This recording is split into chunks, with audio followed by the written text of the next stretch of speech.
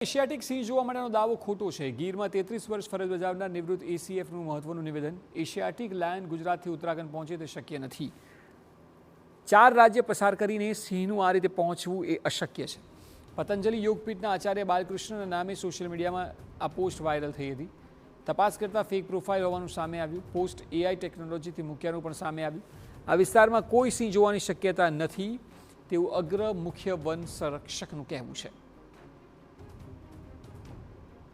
आज मन लगे છે कि आ एक फेक प्रोफाइल कोई बनावीने અને એઆઈના માધ્યમથી આ પ્રકારની એક પોસ્ટ મૂકી છે જે મને લાગે છે કે એકદમ ફરજી અને ફેક છે અને એવી પોસ્ટ ઉપર ધ્યાન આપણે નહીં આપવું જોઈએ।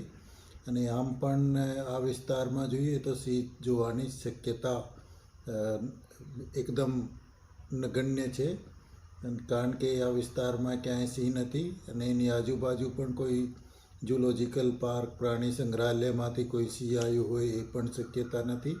4 સ્ટેટને ખાસ કરીને અહીંથી ગુજરાત, રાજસ્થાન, ઉત્તર પ્રદેશ, હરિયાણા થઈને ત્યાં પહોંચે એરિયલ કે બાય રોડ એવી કોઈ શક્યતા દેખાતી નથી। તેમ છતાં પણ તપાસનો વિષય છે। એમને જે કંઈ ભ્રાંતિ થયું અથવા તો એમને મિરેકલ્સ જેવું લાગ્યું હોય પણ આવી કોઈ શક્યતા દેખાતી નથી।